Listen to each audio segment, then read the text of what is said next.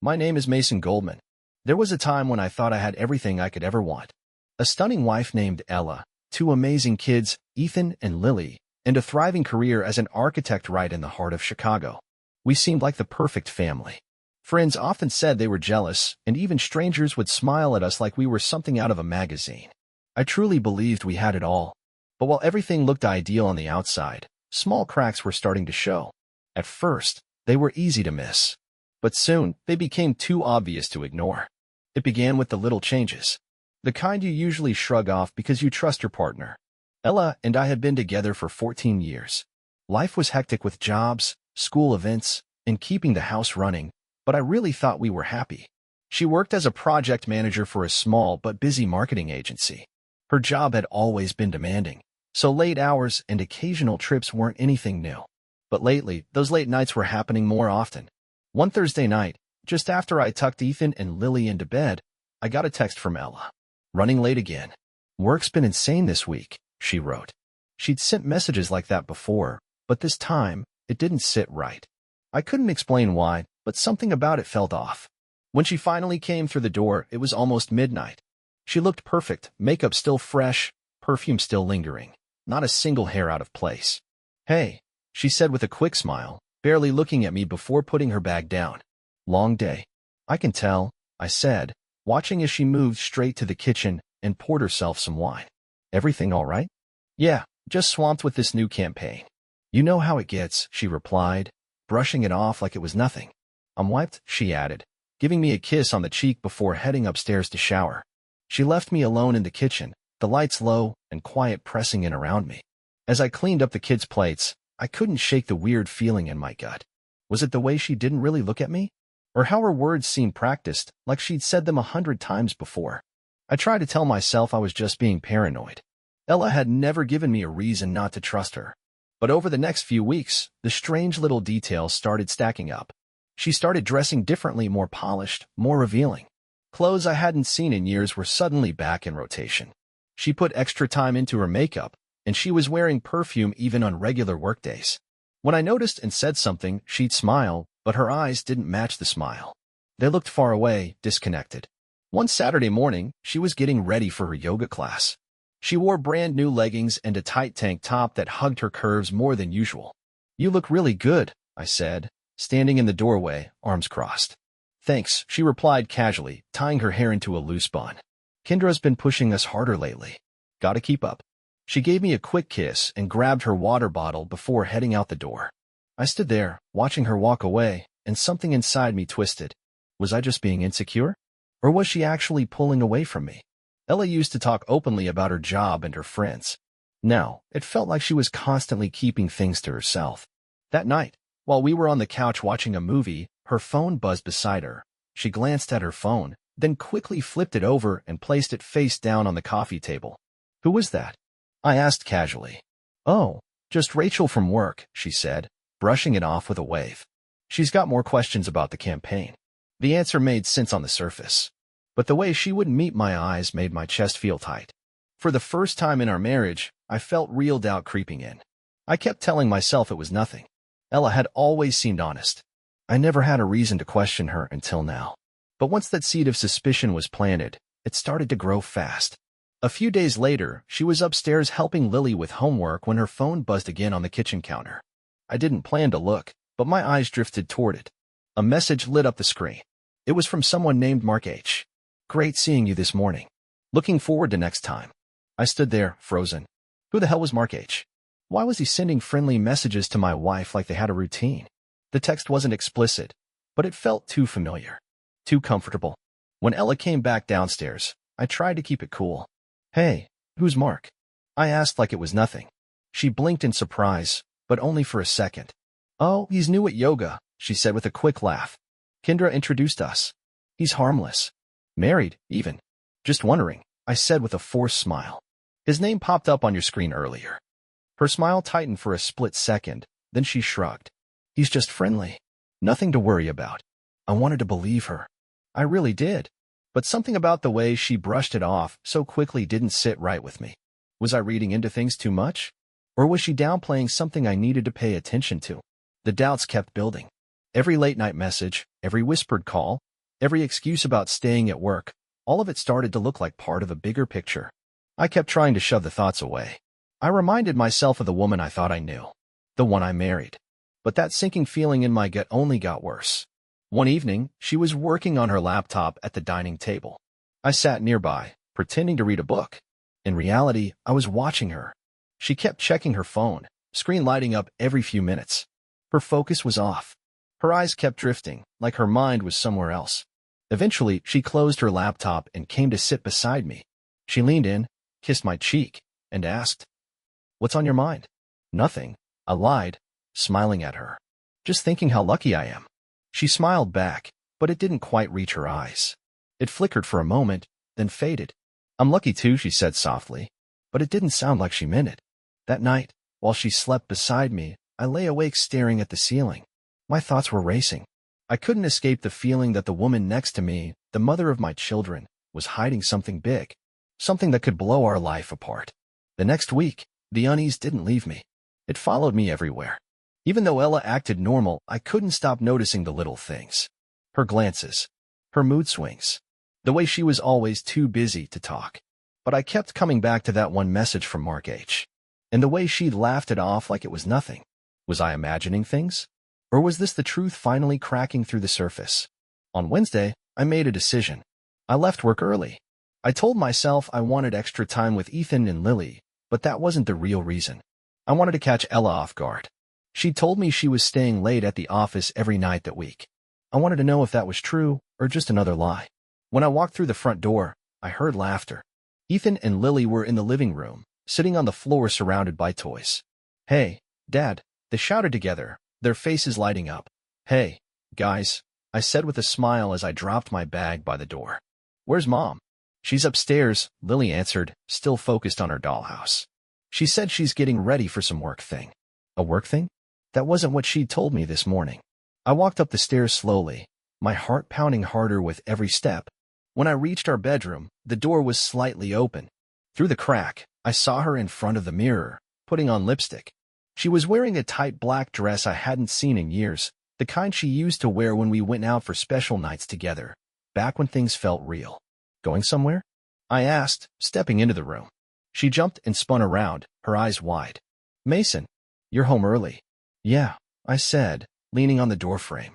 "Thought I'd surprise the family. Spend some time together." "What's the occasion?" Ella paused for a second, tucking her hair behind her ear. "Oh, just a client dinner. I mentioned it to you, remember?" "No, I don't think you did," I said with a tight smile. "Who's the client?" She turned back to the mirror, avoiding my eyes. "Just a new account we're trying to win over. Nothing big." I nodded slowly, watching her every move. "You want me to drive you?" No, she said quickly. "I'll just grab an Uber. You should stay with the kids." That set off alarms in my head. Ella used to tell me about her work functions. She even asked me to join sometimes when the event allowed it. But lately, she was keeping everything close to the chest, like she didn't want me anywhere near her other life. Later that night, after the kids were asleep and Ella was in the shower, I picked up her phone. I opened the rideshare app. Her most recent trip ended at a restaurant downtown. The name didn't ring a bell. I looked it up. It wasn't a typical business spot. It was high-end. Small, cozy, romantic. The kind of place she and I used to visit for anniversaries, back when things still felt honest. I tried to convince myself it didn't mean anything. Maybe the client had picked the place. Maybe it was just business. But the more I told myself that, the less I believed it. There was something going on. And now, I was sure of it. Over the next few days, more strange little details started adding up. Ella's phone never seemed to stop buzzing, but she always kept it flipped face down or stashed out of reach. Any time I asked who was texting, she'd just shrug. "Work stuff," she'd say, flashing a quick smile that never reached her eyes. One evening, we were sitting on the couch, half watching some show on TV, when her phone buzzed again. She glanced at the screen, then stood up almost instantly. "Sorry, I've got to take this," she said, walking out of the room. I waited a few seconds before I followed. She was in the kitchen, her back turned. "I can't talk right now," she whispered. "No, not tonight. I told you, I'm busy." She ended the call quickly and walked back into the living room like nothing had happened. "Work crisis," she said calmly as she sat down beside me. But by now, I wasn't buying it. The lies were stacking up, and they were getting easier to spot. I stopped giving her the benefit of the doubt. I started tracking every little inconsistency, the last-minute dinners, the sudden need for privacy, the spark in her eyes when she thought I wasn't watching. She looked drained around me, but there was a different energy when she was getting ready to leave the house. That told me everything. Then, one Friday night, while she was out at yet another so-called client dinner, I decided I wasn't going to just sit there and wait for more lies. I went to our shared computer. It felt wrong for about half a second. But after everything I'd seen, I didn't care. If she was hiding something, I needed to find it. I opened her email. We'd never kept passwords from each other. At least, we didn't used to. What I found made my stomach drop. There were dozens of emails between her and someone named Mark Hughes. They were careful, no smoking gun, no outright confessions, but the tone said it all. Can't wait to see you again. Last night was amazing. I've been thinking about it all day. My hand shook as I read through the thread. Message after message, full of hints and secrets and plans. Every line felt like another punch in the gut. How long had this been going on? How could I have missed it? I closed the laptop and sat there in the dark, numb. My mind was racing, part of me ready to confront her right then. But the colder, smarter part of me held back. I needed more. If I was going to end this, I needed to make sure there were no doubts. Later that night, Ella walked in smelling faintly of wine and perfume. Her cheeks were a little flushed, her hair perfect. She leaned in and kissed me on the cheek, warm lips, but no meaning behind them. "You're still up?" she asked, acting surprised. "Just working on some client plans," I said, smiling like nothing was wrong.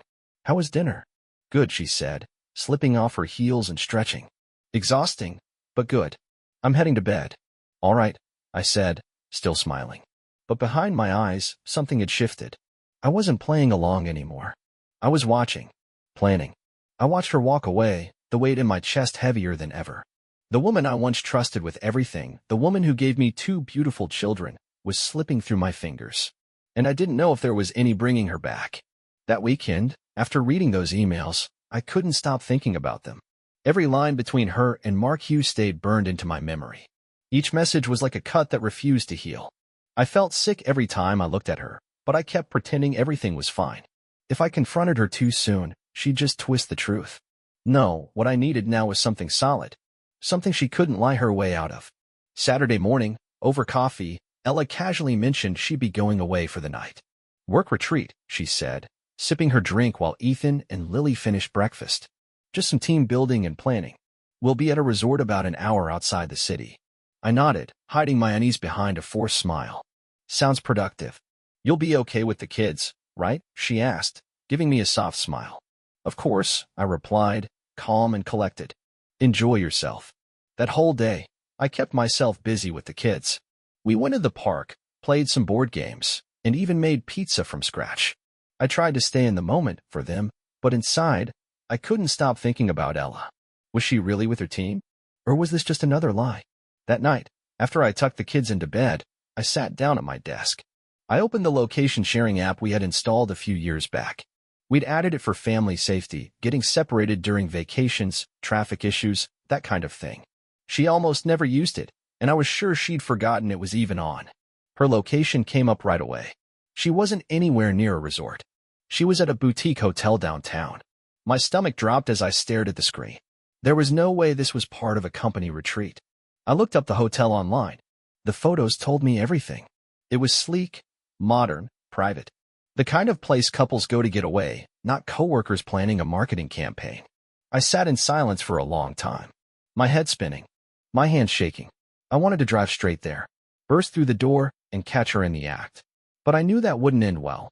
Not for me, and definitely not for the kids. I needed to be smarter than that. So instead, I picked up the phone and called the one person I could trust with this.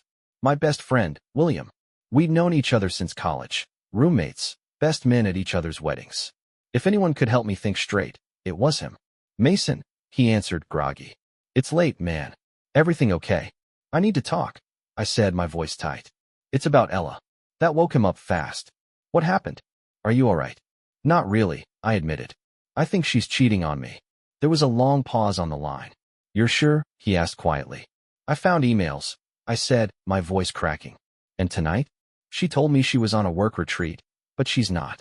She's downtown, at a hotel." "Jesus," he muttered. "Mason, I'm so sorry. That's a lot, man. I don't even know what to do, I said, rubbing my face.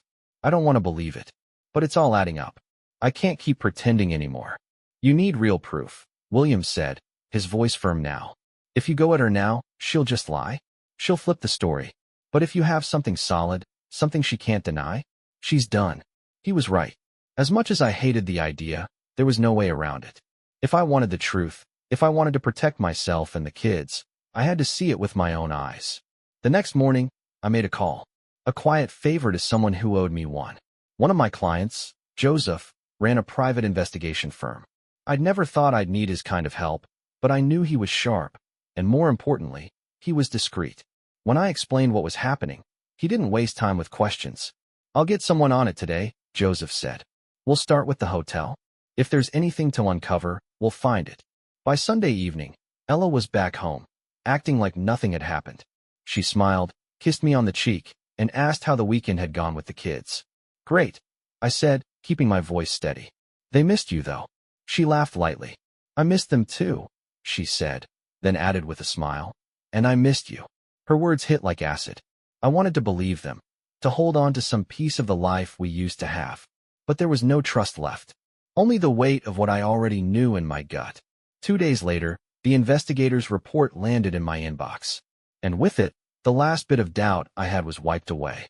Ella had checked into the hotel with Mark Hughes on Saturday afternoon. They were photographed holding hands in the lobby. Later, they were spotted having dinner at a small restaurant nearby. The way they looked at each other, it wasn't business. It was personal. On Sunday morning, they were seen again, leaving the hotel just after noon. Together. I stared at the photos, hands shaking. I didn't want to believe it. But there it was. Proof. Clear. Undeniable. The woman I had loved for 14 years, the mother of my children, was cheating on me. That evening, William came over. I showed him the report, every picture, every detail. My voice cracked as I went through it all.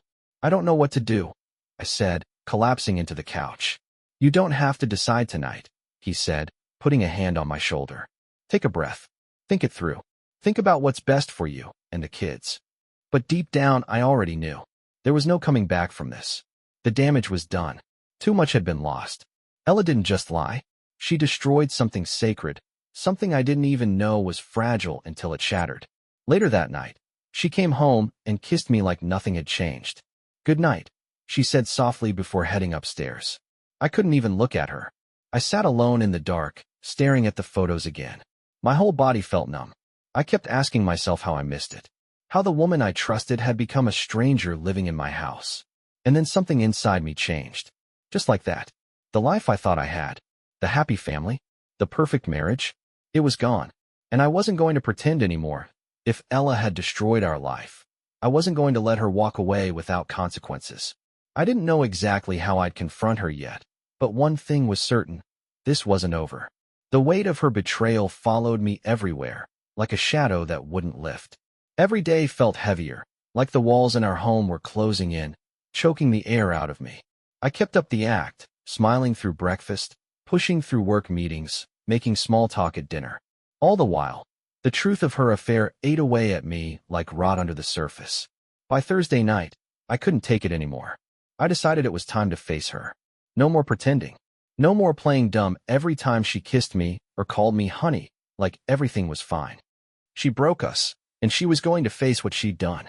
After Ethan and Lily were asleep, I sat in the living room, waiting. She came down the stairs, her face lit up by the soft glow of her phone. She was smiling at something on the screen, probably another message from him, completely unaware of what was coming. Ella, I said, my voice cold and even. We need to talk. She looked up, caught off guard, but quickly put on that fake smile she'd perfected. What's wrong? Sit down, I said, pointing to the couch across from me. She frowned, confused, but obeyed. She placed her phone on the table slowly. You're scaring me, Mason. What is this? I leaned forward, my elbows on my knees, fingers clenched tight to keep the rage from boiling over. Where were you last weekend? Her eyes widened just slightly. A flicker of panic flashed in them before she forced a laugh. I told you. I was at the retreat with my team. Why? I didn't answer. I let the silence speak. Then I reached for the folder sitting beside me and slid it across the coffee table. Then explain this. She hesitated, her hand hovering over the folder like it might bite her. Slowly, she opened it. Her face went pale. She flipped through the photos, her and Mark at the hotel, holding hands in the lobby, smiling at dinner. Her fingers trembled as she closed it. "Mason," she whispered, voice shaking. "I can explain." "Can you?" I asked, my voice rising. "Because it looks pretty damn clear to me. You lied. You said it was a work trip. You said you were with your team. You've been lying to me for God knows how long." Tears filled her eyes, but I didn't feel sorry for her. Not anymore. "It's not what it looks like," she said, voice cracking. "Mark and I, it's complicated." "The mother of my children," I cut her off. "There's nothing complicated about this. You cheated on me." She flinched at the word. Her tears finally spilled over. "Mason, I'm sorry. I never meant to hurt you." I laughed bitterly. The sound came out harsh and raw. "You didn't mean to hurt me? You've been sneaking around behind my back, lying to my face, and I'm supposed to believe you didn't mean it." She said nothing. The silence screamed louder than any apology. "How long?" I demanded. "How long has this been going on?" She wiped her tears, her voice barely a whisper. "A few months." "A few months," I repeated, shaking my head. "So every late night, every so-called client dinner, that was him?" She nodded. She didn't even try to lie now. Her eyes stayed locked on the floor. "It wasn't supposed to happen like this," she said weakly. "It just happened." I stood up. I couldn't sit still anymore. I started pacing, fury building with every step. "It just happened?" I snapped. "That's your excuse? Affairs don't just happen, Ella. You made a choice. Every single time, you chose to betray me." "I didn't mean for it to go this far," she said, barely holding herself together. I didn't know how to stop. I turned to face her, fist clenched. "You stopped by not starting, Ella. You stopped by remembering your vows. By thinking about your kids. About me. About this family." She sobbed, but I didn't move. "Not this time." "What about Ethan and Lily?" I asked sharply. "What happens when they find out their mother's a liar?" "They won't," she said quickly, panic flashing in her eyes. "They don't have to know." "Don't have to know?" I echoed, my voice rising. "You already tore this family apart, Ella. You just haven't admitted it yet." She stood up then, her face wet with tears. "I made a mistake," she said, trying to stay strong. "But we can fix this. We can go to counseling. We can get through it. Please, Mason, don't throw us away." I looked at her for a long moment, my chest tight, my heart pounding. "You threw it away," I said. "I just finally stopped pretending you didn't." She reached out for me, but I stepped back. The space between us felt like miles. "I need time," I said quietly. "Time to figure out what's next for me and for the kids." "Mason, please," she choked out, reaching again. But I didn't move. "Please," she whispered. But I didn't stop. I turned and walked away, her sobs echoing behind me as I climbed the stairs to the guest room. For the first time in 14 years, I slept in a bed without her. And for the first time in 13 years, I felt truly alone. The next morning, the whole house felt heavy. Silent. Like the air itself had changed. I stayed in the guest room until I heard Ethan and Lily moving around downstairs. Ella usually made breakfast on Saturdays. But I knew she wouldn't have it in her to face them today. I couldn't let the kids feel like something was wrong. Not yet. I dragged myself out of bed, splashed cold water on my face, and headed to the kitchen. Ethan was already sitting at the table, flipping through one of his comic books. Lily was on a stool, legs swinging, asking what was for breakfast. I pushed down the ache in my chest and forced a smile. "Pancakes sound good?" "Yeah," they both cheered in unison. I moved through the motions, mixing batter, flipping pancakes, pouring juice, like it was any other Saturday. But inside, I was barely holding it together. Every second felt heavier than the last. Ella still hadn't come down, and I didn't know how long I could keep pretending. "Where's Mom?" Ethan asked as I set their plates on the table. "She's just sleeping in," I said, avoiding his eyes. "She had a long week at work." "Oh," he said, looking a little unsure. "She seemed upset last night." I froze, just for a moment. Then I recovered. "Adults have hard days too," I said, ruffling his hair. "But don't worry, buddy. Everything's okay." It was a lie. A clean, simple lie. But I wasn't ready to crush their world. Not yet. Ella finally came downstairs later that morning. Her face was pale, eyes dull. She didn't say a word to me. Just walked straight to the coffee maker, poured herself a cup, and sat down with the kids. They didn't notice the tension, but I felt it in every awkward pause, every forced smile. I was thinking we could go to the park later, she said, her voice too bright, too careful. Maybe grab some ice cream? Ethan and Lily lit up, excited. Sounds good, I said flatly, not even looking at her. But I had no plans to go. I needed space, time to think. While she took the kids to the park, I stayed home, alone with my thoughts, trying to make sense of everything that had just happened. I replayed our argument over and over in my head. Her tears, her weak excuses, the way she begged like it wasn't her fault. None of it felt real anymore. None of it felt honest. The woman I thought I knew was gone, shattered like glass. And I was left picking up the pieces, not even sure which parts were ever real. I pulled out the folder the investigator had given me. The evidence. The truth. I flipped through the photos again, even though every one of them felt like a punch to the gut. There she was, laughing with Mark, holding his hand. Eyes lit up like she didn't have a care in the world. It wasn't just betrayal. It felt like mockery. A slap in the face to everything we'd built. Part of me wanted to go find him, march into his office, look him in the eye, and ask what kind of man sleeps with another man's wife, destroys another man's family. But I stopped myself. He didn't make vows to me. He didn't promise forever. She did. And she's the one who tore it all down. That was Ella, the woman who broke her promise. And I wasn't going to let her walk away untouched. When she and the kids got home that afternoon, she approached me slowly. Can we talk? She asked, her voice barely more than a whisper. I nodded and motioned for her to follow me into the guest room, my new room. I closed the door behind us and leaned against it while she sat at the edge of the bed, her hands twisting in her lap like she was trying to hold herself together. I don't know what else to say, she began, her voice shaking. I know I hurt you, Mason. I know I broke your trust, but I love you. I love our family. I want to fix this. I stood there, arms crossed tight over my chest. Do you even know what you want, Ella? Or are you just trying to dodge the consequences? Her eyes welled up. She shook her head, voice cracking. It wasn't supposed to happen like this. Mark, he was a mistake. I thought I needed something exciting, something different. But it wasn't real, she said. None of it was real. But we were, I snapped, my voice rising. Our marriage. Our family. That was real. And you threw it all away for what? A fling. She broke down, crying into her hands. Her whole body shook. I don't know how I let it get this far, she sobbed. I hate myself for what I did. I wanted to believe her. I really did. But some things don't get undone. Do the kids know? I asked, my voice cold and sharp. She shook her head fast, desperate. No, they don't know anything. Please, Mason, don't let them find out. Don't let them suffer because of me. I rubbed a hand down my face, feeling drained. This isn't just about you and me anymore, I said. It's about them. About what kind of home they're growing up in. They deserve honesty, even when it hurts. So what do we do? She whispered. I don't know yet, I said. But I need space. Time to figure out what's best for me and for them. I looked at her, but I didn't feel warmth anymore. Right now, I can't even look at you without feeling sick. She started sobbing again, but I didn't move to comfort her. I couldn't. That part of me, the part that wanted to protect her, shield her, was gone. Burned out. That night, after the kids were asleep, I called William again. I told him everything. Ella's excuses. Her begging. My confusion. My pain. What are you going to do?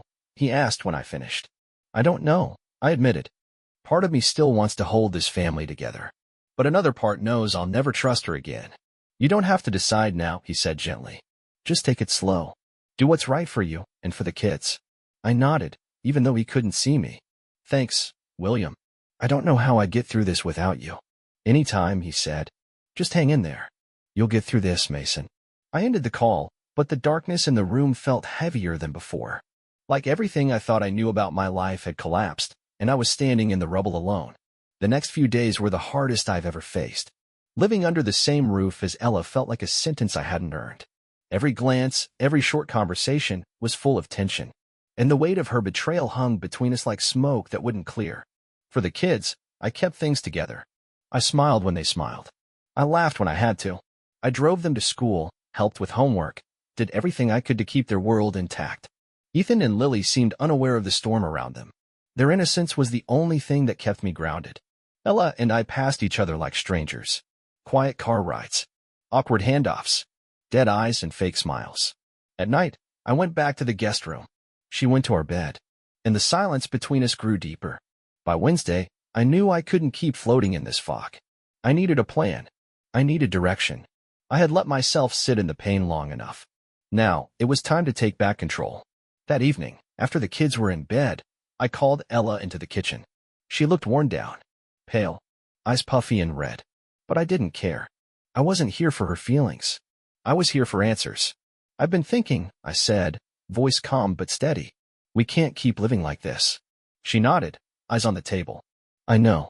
It's unbearable. I took a deep breath. My decision wasn't final yet, but it was getting close. I'm not ready to forgive you, I said, my voice steady. I don't even know if I ever will. But for the kids, we have to figure out what comes next. What do you mean? She asked, her voice shaking. I mean, we need to decide what's best for them, I said. Whether that means staying together and trying to fix this, or going our separate ways and creating something stable for them. Her face crumpled. She buried it in her hands. Mason, I don't want to lose you. I don't want to lose our family. You should have thought about that before you broke it, I said coldly. This isn't just about what you want anymore, Ella. This is about what's right for everyone. She nodded, wiping at her tears. I'll do whatever it takes, she said. Counseling, therapy, whatever you need. Just, please don't give up on us. I wanted to tell her it wasn't that easy. That some things can't be fixed with promises. But instead, I said, we'll see. I need time. The next day, I called a therapist. Ella had brought up counseling during our last conversation, and even though the idea made my stomach twist, I knew it was something we had to try. If nothing else, it might help us figure out how to handle the mess for the kids, if not for us. Our first session felt stiff and strange. We sat side by side in a quiet office filled with books about trust and communication. The walls were soft beige, the light too calm for the storm inside me. Ella looked at me with hopeful eyes. I didn't return the glance. My focus stayed on the therapist, a calm, middle-aged woman named Dr. Eddington. So she began, her voice calm and even. What brings you both here today? I hesitated, then looked at her directly.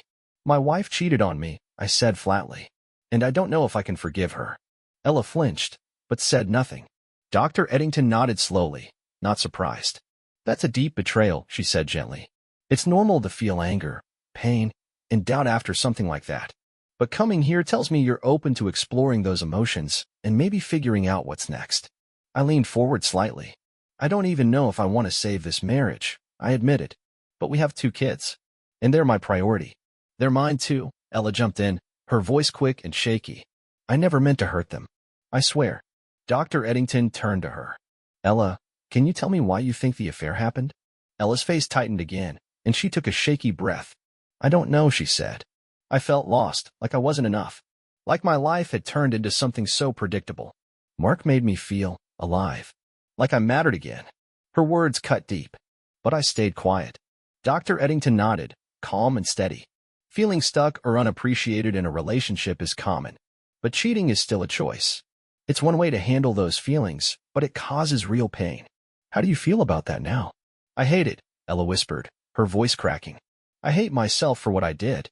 I wish I could undo it, but I can't. Then Dr. Eddington turned to me. Mason, how does it feel to hear her say that? I gave a bitter laugh. Like she's giving me excuses. Everyone feels stuck sometimes. Unseen.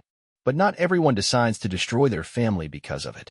The session went on like that, Ella apologizing, saying she regretted everything, and me trying to hold in the anger that kept boiling just under the surface. By the time it ended, I felt completely drained, but no closer to an answer. We kept going to therapy over the next few weeks. Some sessions helped us talk more openly.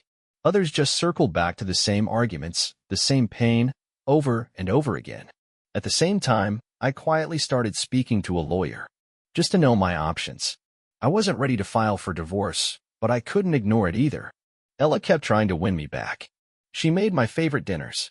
Left handwritten notes, apologies, promises, hopeful messages. She offered to give me space whenever I needed it. But none of that erased the images in my head.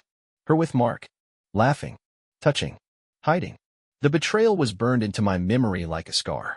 Then one day, during another tough session, Dr. Eddington asked a question that caught me completely off guard. Mason, she said, looking straight at me, do you want to forgive Ella? Not can you, do you want to? The room went still. I looked at her. I looked at Ella. And the weight of the question sat on my chest like a brick. Did I want to forgive her? Did I even want to try? I don't know, I said quietly. I don't know if I have it in me. Ella started crying again. But this time, I didn't feel anger or sympathy. I just felt tired. The weeks turned into months. Therapy became routine, but it didn't give me the clarity I'd hoped for. Ella and I lived in the same house, raised the same kids, made the same decisions, but something between us was broken. And no matter how much time passed, we couldn't fix it. She was present, really present, with Ethan and Lily. She paid attention, showed up, stayed involved. She tried to include me in everything, tried to be a partner again. But the memory of her affair hung in the air like smoke. I breathed it in with every word she spoke. One evening, I was in the guest room going through work papers when my phone rang. It was William. "Hey, Mason," he said, his voice cautious. "I wasn't sure if I should tell you this, but I figured you'd want to know." "What is it?" I asked, sitting up straighter. "I ran into someone. A guy from my gym. He knows Mark." My stomach dropped. "Okay." He mentioned seeing Mark and Ella together. My chest tightened. "When?" William paused. "About a week ago. Downtown. They were at a coffee shop. Looked close." I closed my eyes, the weight of William's words settling on my chest like a vice. "Thanks for telling me," I said, my voice tight. "I'll handle it." "If you need anything," William said, "just let me know. You're not alone in this." I hung up and sat in silence, my mind spinning. Had she lied to me again? After everything? After promising it was over? My pulse raced as anger built inside me. Disbelief mixed with cold clarity. I needed the truth, and this time, I wasn't waiting for her to hand it to me. That night, after the kids were asleep, I found Ella in the living room. She was curled up on the couch with a book in her lap. When I walked in, she looked up cautious. "We need to talk," I said, voice tight. "Okay," she said, setting the book aside slowly. "What's going on?" "I got a call from William," I said, crossing my arms. "Someone saw you. With Mark. Last week." Her face drained of color. She didn't speak right away. When she did, her voice was barely a whisper. "It's not what you think." "Don't," I snapped. "Don't insult me with more lies. Just tell me the truth." She looked down, hesitated, then nodded. "Yes, I saw him. But it wasn't like that. I didn't plan it. I just ran into him. At a coffee shop?" I said, my voice rising. "That's one hell of a coincidence." "I swear, Mason," she said, tears forming in her eyes. "He texted me. I shouldn't have gone. But I did. And I'm sorry." Her apology hit me like a brick. Not because it hurt, but because it confirmed what I already knew. I had tried to give her the benefit of the doubt, tried to believe she was sincere. But here we were. Again. "Do you even get what you've done to us?" I said, voice shaking with fury. "To me. Every time I start to think there's a way forward, you pull this. Again." "I'm trying," she cried. "I'm trying so hard, but it's not easy." "Not easy?" I shouted. "You think this is easy for me? Trying to rebuild after you wrecked everything? You have no idea what this feels like." "I know I messed up," she sobbed. "I know I hurt you. I hate myself for it. But I love you, Mason. I love our family. Can't we just start over?" I laughed, short, bitter, and hollow. "You still don't get it," I said. "Love isn't enough. Trust is what holds a marriage together. And you burned that down. Twice." She went quiet. Her tears ran freely. For the first time, I saw how broken she was by her own choices. But it didn't move me. My anger was too sharp. My heart too wrecked.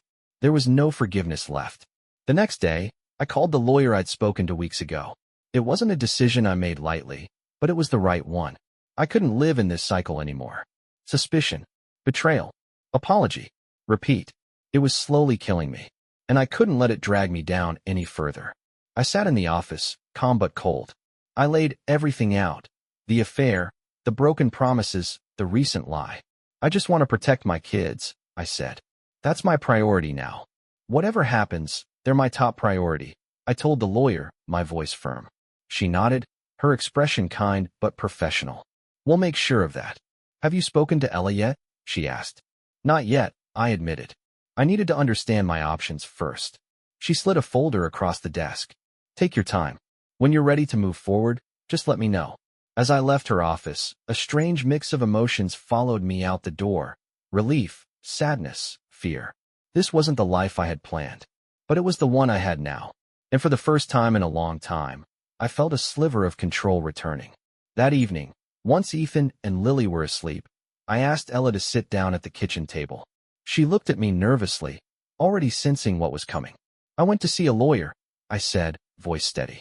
Her face collapsed instantly. She shook her head, tears rushing in. No, Mason, please don't do this.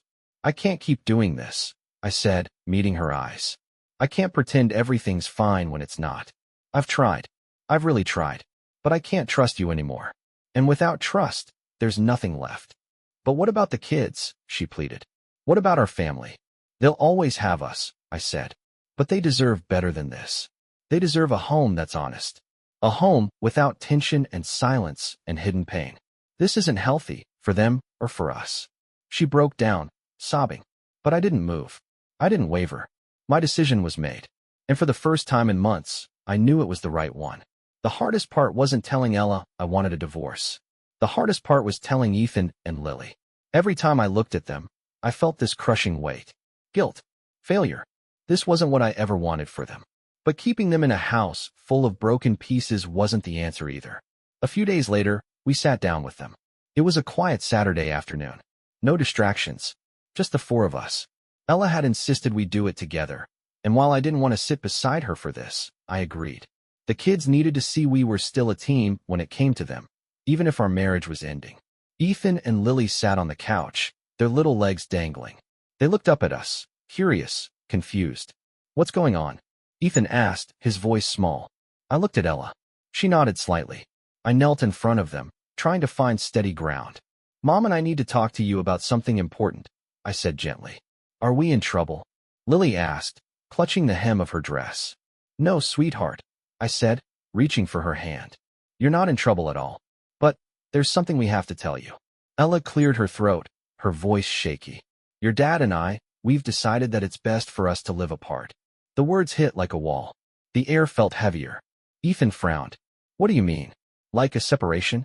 Yes, I said, struggling to speak. We've decided not to stay married. Lily's eyes filled with tears. But why? She whispered. Don't you love each other anymore? Ella wiped at her face, sniffling. We love each other in a different way now. And more than anything, we love you both. That will never, ever change. That will never change, I said again, more for their sake than mine. Ethan sat stiff and silent, but I could see the storm behind his eyes. Is this because of us? He asked quietly. Did we do something wrong? No, I said firmly, placing my hand on his shoulder. This isn't about you. Or Lily. This is between me and your mom. And we're doing this because we believe it's what's best for all of us. Lily crawled into my lap. Her little face pressed against my chest as tears soaked through my shirt. I don't want you to go, Daddy, she cried. My heart broke. But I held her close, stroking her hair gently. I'm not going anywhere, sweetheart, I said softly. You'll still see me all the time. I'll always be here. Always. Ethan stared at the floor, his hands clenched into fists. It doesn't make sense, he muttered. If you love us, why can't you just stay together? I glanced at Ella. She was trying to hold herself together, but I could see the cracks in her composure. Sometimes, I said carefully, grown-ups make mistakes. And when they do, staying together isn't always the best thing. But that doesn't change how much we love you.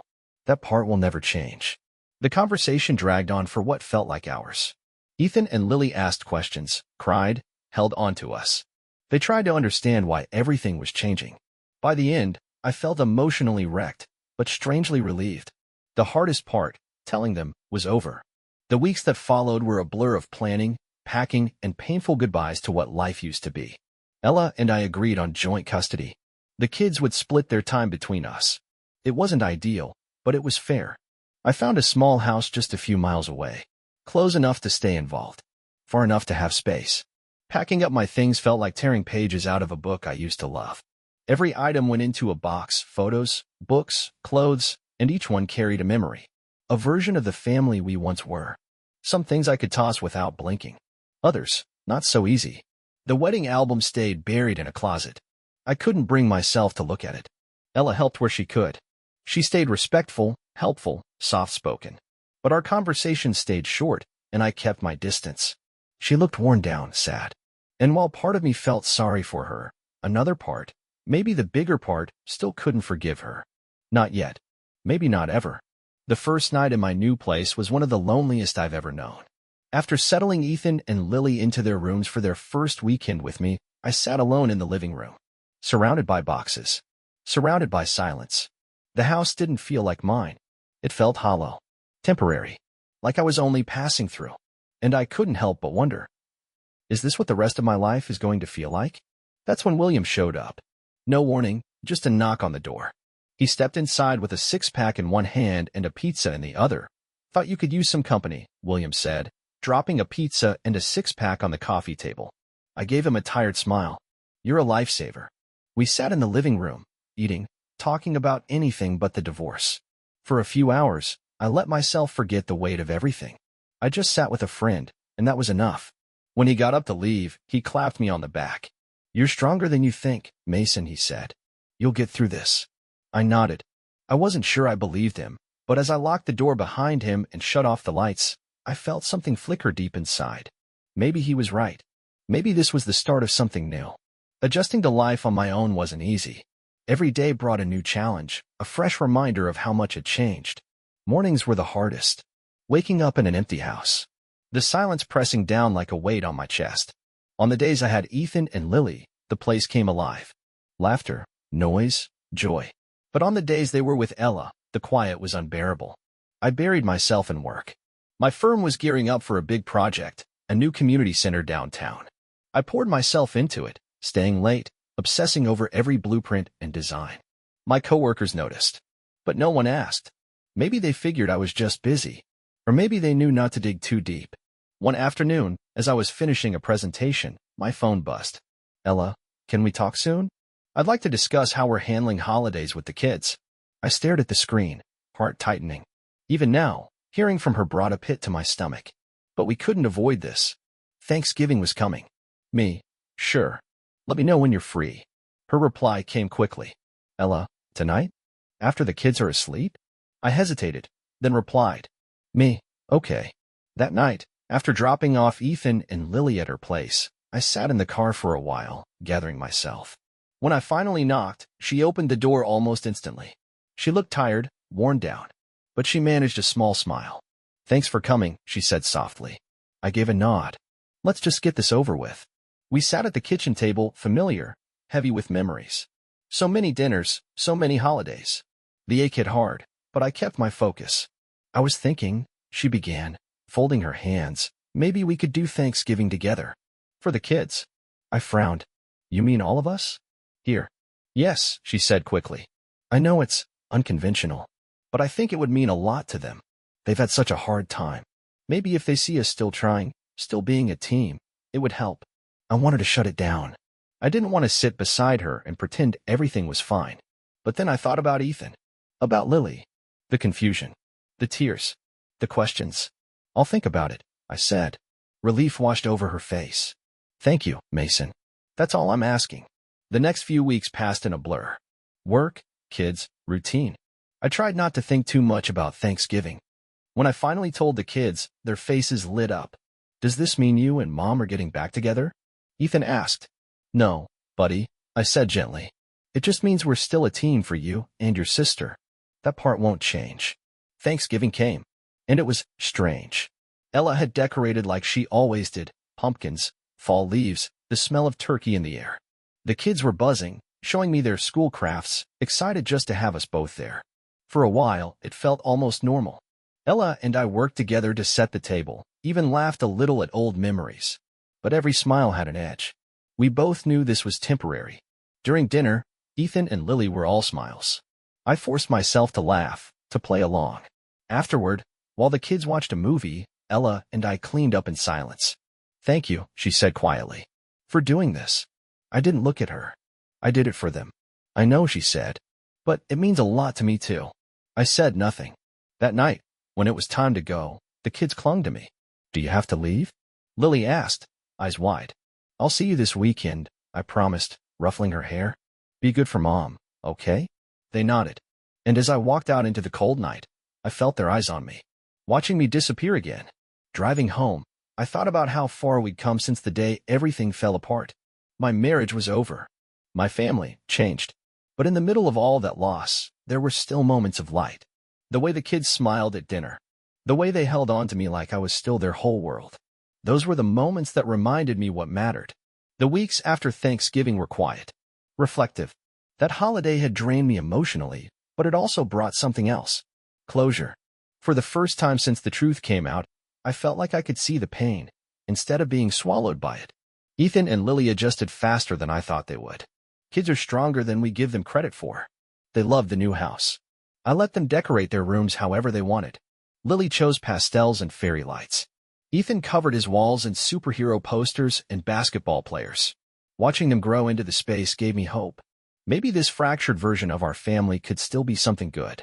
One evening in December, after dropping the kids off, I sat alone in the living room, staring at the simple Christmas tree I'd put up. It wasn't grand. It wasn't perfect. But it was mine. And for the first time in a long time, I felt proud. My phone buzzed. A message from William. "William, how's it going, man? Holding up?" I smiled as I replied. "Me, getting there. Slowly but surely." He responded almost instantly. "William, proud of you. Let me know if you want to grab a drink this weekend." I set the phone down, grateful for him. Through everything, William had stayed by my side. No judgment, just support. As Christmas approached, Ella and I talked more, mostly about schedules. She asked if we could do Christmas morning together, like we had for Thanksgiving. At first, I hesitated, but something in me said yes. Christmas Eve, the kids were with me. We baked cookies, watched movies, laughed until our sides hurt. When I tucked them in, Lily hugged me tight. "I love you, Daddy," she whispered. "I love you too, sweetheart," I said, my voice thick. "Always." The next morning, we went to Ella's. "Merry Christmas," she said, her smile warm, if unsure. "Merry Christmas," I replied, my tone even. The day passed in a blur: gifts, laughter, too much food. It almost felt like the old days. Almost. But every now and then, I caught her looking at me. Eyes full of something I couldn't name. Regret, maybe. Hope. I looked away each time. That night, while cleaning up, she spoke again. "Mason, thank you. For being here. For putting the kids first." I nodded. "It's what they deserve." Her voice trembled. "I know I've said this before, but I'm sorry. I know I can't undo it. But I hope, one day, you can forgive me." I looked at her, and for the first time, I felt something shift. I wasn't carrying that pain the same way anymore. It hadn't gone away, but it wasn't in control of me. "I don't know if I can forgive you," I said honestly. "But I'm done letting this define me. I need to move forward. For myself. For the kids." Tears welled in her eyes, but she nodded. "I understand." It wasn't closure. Not fully. But it was the closest we'd come. As the new year approached, I thought less about what I'd lost and more about what I was building. The kids and I had found our rhythm. New traditions. New laughter. A new life. Work kept me grounded. I started hitting the gym again. Small steps. But they mattered. One night, I flipped through an old photo album. I found a picture from our wedding day, Ella and I, smiling at each other like nothing else in the world existed. I didn't feel pain or anger, just gratitude for the good moments, for the lessons. I closed the album and set it aside, breathing in the quiet peace of my new home. This wasn't the life I planned, but it was mine. And for the first time, I was okay with that.